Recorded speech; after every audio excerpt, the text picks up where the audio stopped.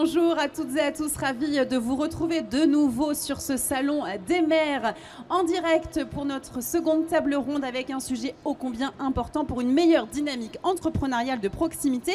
Comment accueillir les porteurs de projets?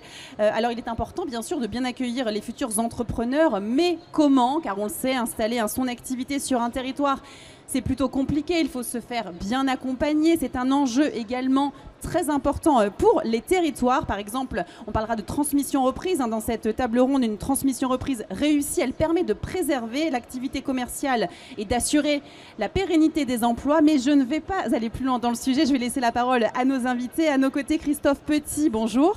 Bonjour à tous. Vous êtes vous boucher traiteur, membre du groupe de travail transmission reprise CFBCT. Tout à fait, donc artisan boucher à Soissons et puis élu à la Confédération. Parfait. À vos côtés, Bénédicte Bury, présidente UNAPL Île-de-France, bonjour. Et Christine Vlavianos, adjointe au maire de Vanves, 10e adjointe chargée du commerce, de l'artisanat et de la vie économique et de l'emploi. Bonjour à tous. Merci à toutes et à tous d'être avec nous. On va commencer avec cette première question avec vous, Madame Bury. Vous avez mis en place le club UNAPL Île-de-France, on va en parler. J'aimerais également que vous nous parliez de vos nombreuses initiatives que vous avez mises en place pour aider les porteurs de projets à développer leurs activités et surtout à s'implanter, comme les maisons des professions libérales, on va expliquer ce que ça signifie, ou encore des formations. Je vous donne la parole pour débuter cette table ronde. Oui, merci. Merci beaucoup de me donner la parole donc, sur cette question importante, sur cette question importante de l'accueil des porteurs de projets, et en particulier sur une initiative qui est vraiment une de nos récentes réussites, le club UNAPL d'Île-de-France. Ce qui est intéressant, c'est qu'il a été créé à la demande des porteurs de projets. Ce sont les porteurs de projets qui, venus en formation chez nous, ont manifesté le désir de pouvoir se retrouver et de faire partie d'un réseau. Donc c'est comme ça que cette initiative est née et c'est une bonne transition, et je vous en remercie, vers les maisons des professions libérales. Ce qui est important de comprendre, c'est qu'on s'est rendu compte en formant les créateurs professionnels libéraux, ceux qui interviennent au quotidien auprès de nous, que ce soit pour accompagner la transition numérique en tant que conseil, que ce soit les professionnels de santé ou de bien-être, que ce soit encore ceux qui participent à l'habitat et la qualité de notre habitat, les architectes d'intérieur, extérieur. Voilà un peu, vous voyez déjà le panorama extrêmement varié et la richesse potentielle de l'interprofessionnalité quand ils se retrouvent. Et donc, on les forme à leur arrivée, on leur propose une formation pour précisément passer 4 ou 5 jours qui sont dédiés à étudier leur projet, à leur permettre d'être accompagnés dans les dimensions financières, juridiques, comptables, dont ils ne disposent pas nécessairement au départ. Et c'est ainsi qu'à la sortie de ces 4 ou 5 jours, ils ont déjà un projet qui est travaillé, sur lequel ils ont pu réfléchir en termes de positionnement également, et qu'ensuite est née cette volonté de pouvoir se retrouver et qu'il y ait une suite après l'accomplissement de cette formation. Alors, les maisons des professions libérales, elles existent déjà dans certaines régions, comme la région d'Île-de-France. La région d'Île-de-France qui, quand même, représente un tiers des professions libérales en France. Donc, ce qu'il faut savoir, c'est qu'on a une énorme dynamique des professionnels libéraux. C'est 350 000 professionnels libéraux par an qui créent une entreprise. Et le tiers dans la région d'Île-de-France. Donc on voit bien effectivement qu'il fallait impérativement leur créer une maison, c'est donc les maisons des professions libérales, et qui sont destinées à les accueillir et de l'immatriculation jusqu'au développement et éventuellement la transmission.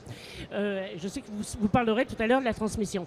Donc on voit que c'est tout au long de la vie, mais avant même qu'ils démarrent, ils sont accueillis dans les maisons des professions libérales. La philosophie des maisons des professions libérales, c'est en fait d'être comme des chambres consulaires, celles dont vous nous parlerez probablement tout à l'heure. Je sais que la mairie de Vanves est très... effectivement, vous allez pouvoir parler et aussi de la manière dont également vous collaborer avec les chambres consulaires et j'espère que la Maison des professions libérales pourra également intervenir à vos côtés avant. Et donc les maisons des professions libérales, c'est l'UNAPL dans chaque région, l'Union des professions libérales, qui dans chaque région est à l'initiative de la création de ces maisons des professions libérales.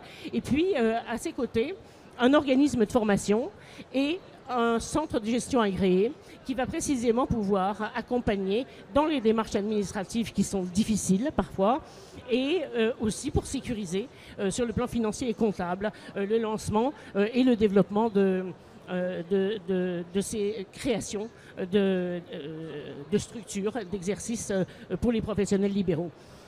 Et donc ces maisons, il a été décidé récemment de donner un nouvel élan à ces créations de maisons des professions libérales, effectivement de faire en sorte qu'il y en ait partout sur tout le territoire en France. Et l'objectif est qu'effectivement, fin 2025, il puisse y avoir dans toutes les régions une ou plusieurs maisons des professions libérales avec des lieux physiques ou virtuels. Parfait, merci pour cette présentation sur les maisons des professions libérales. Monsieur Petit, je passe à vous. On va effectivement parler de la session reprise, c'est essentiel. Qu'est-ce que la profession a fait en ce sens ?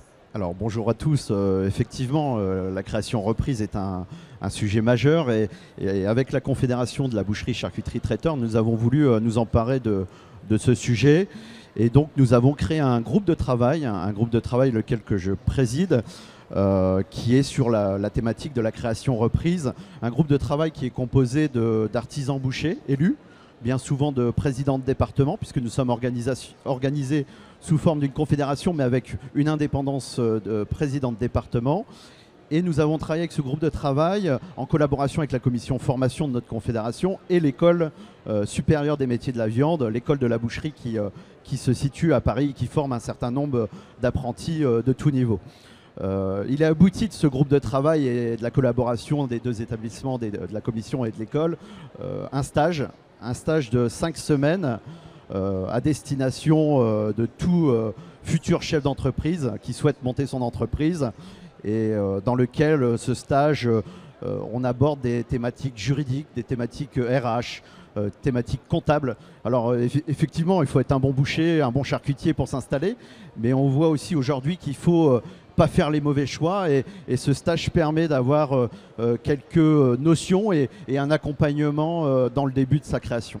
Et justement, vous parlez d'un accompagnement. Est-ce que les stagiaires sont accompagnés au-delà de la formation lorsqu'ils souhaitent s'installer sur le futur? Comment ça se passe concrètement pour eux? Alors, durant ce stage, puisque ce stage est venu aussi parce que clairement, avant, avec les chambres de métiers, nous avions des stages première embauche, les SPI. Ces stages se sont arrêtés, donc il y avait clairement un manque. La profession l'a vu, l'a décelé un manque d'accompagnement pour nos chefs d'entreprise. Et puis la différence, c'est qu'aujourd'hui, avec ce stage qui est réalisé par la Confédération, eh bien, nous avons un stage qui est vraiment destiné aux professionnels de la boucherie, alors qu'avant, on avait un stage qui permettait d'accompagner, qui était très bien, mais qui était plus généraliste. Aujourd'hui, nous avons un stage qui est vraiment destiné aux bouchers, avec des intervenants avec lesquels nous, professionnels, on travaille déjà. Donc, ça permet aussi de créer un réseau aux futurs chefs d'entreprise qui participent à ces stages. Et effectivement, vous me posiez la question, comment ils sont accompagnés derrière, est-ce qu'on les laisse ou pas? Bien sûr que non. Je me doutais de la réponse. Il y avait un début de réponse, mais je pense à nos partenaires, la MAPA, vous voyez, Inextenso qui est un cabinet comptable qui permet aussi de réaliser des études de marché avant pour ne pas faire d'erreur. Oui. Vous avez Médicis, on pense aussi aux retraites. On leur aborde même la retraite, vous voyez, parce que tout doit être abordé. Complet, c'est peut-être un peu précoce, mais tout doit être abordé. Donc, on ne les laisse pas à travers les partenaires, puisque les partenaires restent en contact, en réseau avec les futurs repreneurs. Et au-delà de ça, nous, la Confédération, on a créé un groupe WhatsApp qui permet aux jeunes qui ont participé à ce stage de pouvoir poser des questions, de pouvoir s'interroger à travers ce groupe et nous pouvoir répondre. Super. J'aimerais qu'on parle aussi des cédants. Quelles sont les solutions pour les cédants? Bien, effectivement, on a créé donc ce stage 5 jours pour les repreneurs. La suite logique, c'était aussi les cédants. Quand vous avez un repreneur, vous avez quelqu'un qui cède. Et ça, c'est pareil, ça s'accompagne. Vous avez des cédants qui, bien souvent, s'y prennent au dernier moment et c'est pas la bonne solution. Donc l'idée aussi de ce futur stage, qui est un stage de 2 jours, c'était de susciter déjà les bons questionnements bien en amont pour nos cédants et de dire voilà, c'est pas 2-3 mois avant, mais c'est bien 5 à 10 ans avant. Quel investissement je fais pour revendre, pour rendre mon commerce et mon fonds commercial le plus attractif possible.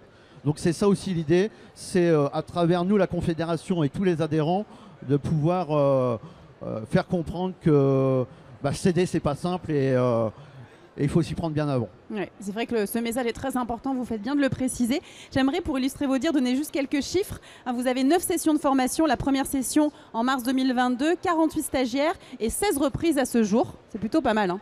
Tout à fait, et ça continue. On a encore 2 formations en fin d'année et une suite de formations l'année prochaine qui sont déjà prévues. Merci beaucoup. Madame Vlavianotte, je passe à vous. J'aimerais qu'on poursuive donc en parlant de vos initiatives au sein de Vanves, comme les services de permanence économique dans les centres-villes, ce qu'on appelle aussi le REV, le réseau des entrepreneurs vertueux, ou encore les cafés commerçants. Parlez-nous un petit peu de ces initiatives. Oui, alors ce qu'il faut vous dire, c'est que notre maire, M. Gauduchot, est très impliqué dans le terrain et l'accompagnement de nos acteurs économiques. C'est la règle numéro 1. Donc notre service développement économique est ouvert, pas 24 heures sur 24, mais presque, pour répondre aux attentes de nos commerçants, de nos artisans et de nos entrepreneurs. Et on a mis en place un certain nombre d'actions pour accompagner nos acteurs économiques. La première étant celle que vous avez indiquée, la permanence économique de la ville. Alors c'est un dispositif qu'on a mis en place avec la CCI 92, la CMA 92, la Seine-Ouest Entreprises et Emploi, qui est une association dans le cadre du Grand Paris Seine-Ouest, territoire auquel nous appartenons en tant que ville de Vanves, et France Travail. Ce qui fait que nos acteurs économiques, qu'ils soient au stade de la création d'entreprises ou dans des phases de développement de leur entreprise, peuvent venir au centre administratif, rencontrer les conseillers de ces différents institutionnels pour poser leurs questions et peut-être être orientés vers des experts si la problématique est un peu plus compliquée. Donc ça, c'est un service qui est offert par la ville et qui est disponible sur le site de la ville avec une prise de rendez-vous avec les différents experts. Donc ça, c'est une première chose. Quand une nouvelle entreprise arrive sur Vanves, nous lui adressons un courrier de bienvenue signé par le maire et ensuite leur indiquant tous les services qui sont mis à sa disposition. Et ensuite, nous envoyons régulièrement tous les mois une lettre d'information, une newsletter économique qui informe nos différents entrepreneurs des actualités économiques, des événements de la région, etc. Et autour de ça, lorsque une nouvelle entreprise arrive, un nouveau commerce arrive, nous envoyons notre journaliste et notre photographe et il a donc accès à notre journal municipal, à notre magazine, et il a droit à un article pour le présenter. Ouais. Voilà. Et ensuite, ce que je dirais, et ce qui était important, c'est que nous avons des animations commerciales que nous réalisons toute l'année pour inciter nos Vanvéens à aller vers les commerces de proximité. Et d'ailleurs, la métropole de Grand Paris nous a récompensé d'un coquelicot d'or pour les actions que nous menons pour la redynamisation de nos centres-villes. Donc nous en sommes très fiers. Et vous avez parlé du rêve. Oui. Alors le rêve, ce réseau, c'est le rêve des entrepreneurs, bien évidemment. Nous avons eu la chance de rencontrer un entrepreneur vanvéen qui est à l'initiative de ce dispositif, qui permet à des porteurs de projets qui sont dans la ville de Vanves, qui habitent Vanves, de pouvoir bénéficier d'un mentorat d'une entreprise vanvéenne qui l'accompagne dans la création de son entreprise. Donc on a eu une dizaine d'entreprises qui ont joué le jeu bénévolement et qui ont accompagné une douzaine de créateurs de projets. Sur cette douzaine de créateurs de projets, on a eu quatre projets qui ont vu le jour. Super. Et les autres continuent à être mentorés pour accompagner jusqu'au bout, jusqu'à la création de l'entreprise. Voilà. Alors, et j'en termine juste avec les cafés commerçants et les business cafés, qui sont des rencontres professionnelles qui permettent à nos acteurs économiques de se réunir autour d'un café, autour d'un repas, et d'échanger avec le maire qui est présent et moi-même, et de pouvoir, ce qui nous permet d'entendre leurs problématiques, de répondre à leurs questions et d'être à leur écoute. Voilà. Merci pour cette présentation de belles initiatives au sein de Vanves. On voit que vous accompagnez bien les porteurs de projets. On essaye. Ça donne envie de s'implanter en fait, tout ça. Venez, on vous accueille à bras ouverts. Parfait. Je ne suis pas loin en plus. Alors, j'aimerais qu'on termine donc, cette table ronde avec une dernière question. Pour vous, Madame Bury, on va parler des après-midi de l'UDP Île-de-France, des rencontres interprofessionnelles avec les élus. Oui, je vous remercie de me redonner la parole sur cette initiative importante. Et on l'a partagé d'ailleurs, Madame l'adjoint au maire de Vanves était conviée à la première réunion qui a eu lieu au mois de juin, des rencontres interprofessionnelles avec les élus. Et je trouve que c'est une excellente initiative de l'UDP Île-de-France, dont l'UNAPL est membre. Et pourquoi ? Parce qu'effectivement, quand on veut, et notamment là les maisons des professions libérales, mais aussi tous les professionnels de proximité, si on veut un ancrage territorial qui est nécessaire, et vous avez reparlé de la redynamisation des centres-villes, on voit bien que c'est au cœur, c'est un enjeu essentiel dans une relocalisation et avec toutes les parties prenantes conviées dans des réunions de ce type. C'est ce qui permet, et c'est ce que nous avons fait, c'est ce qui permet de faire connaître les professionnels libéraux, mais aussi tous les professionnels de proximité, et surtout d'entendre les besoins des communes. Donc je trouve qu'effectivement, dans les réunions qui permettent ces échanges, ce sont des liens qui sont nécessaires au maillage territorial, à la connaissance des professionnels de proximité, dont les professionnels libéraux, pour pouvoir être intégrés dans les projets de la ville et pouvoir contribuer le plus justement en adéquation aux besoins du territoire. Voilà. Et merci beaucoup encore de votre investissement et des rencontres à venir avec des maires qui sont extrêmement dynamiques.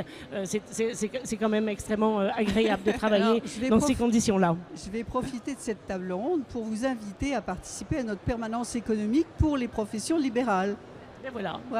Voilà, vous voyez. C'est à quoi sert un petit peu le salon des maires. C'est officiel. On voit bien à quel point il faut multiplier les lieux où il peut y avoir des liens qui se tissent.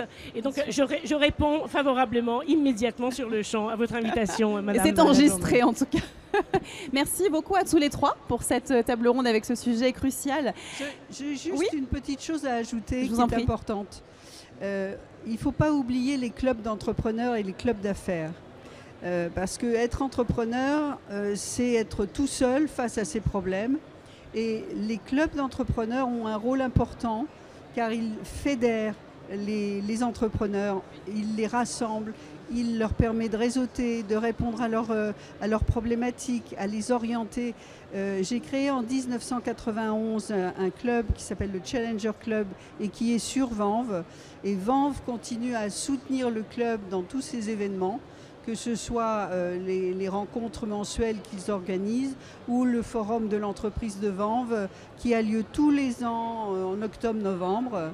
Et je tiens à souligner l'importance du rôle des clubs d'entrepreneurs comme le Challenger, le Boss Club ou autres. C'est très important pour eux de pouvoir avoir la possibilité de ne plus être isolés. Je vais juste un petit mot pour vraiment appuyer ce qui vient d'être précisé. C'était l'esprit effectivement de la création du club de l'UNAPL aussi. Il est essentiel qu'on puisse avoir des entrepreneurs dont on voit la dynamique, il suffit de regarder les chiffres, et des entrepreneurs avec l'agilité que les petites structures autorisent et permettent. Mais effectivement, il faut absolument empêcher la solitude et faire en sorte de leur donner un endroit, des endroits où ils peuvent effectivement être en réseau et aussi travailler en interprofessionnalité. Bien sûr, et être ensemble, effectivement, ne pas être isolés. Merci, merci beaucoup. Merci à vous de nous avoir suivis. Je vous donne rendez-vous très vite pour nos prochaines tables rondes. Restez connectés avec nous en direct du Salon des maires.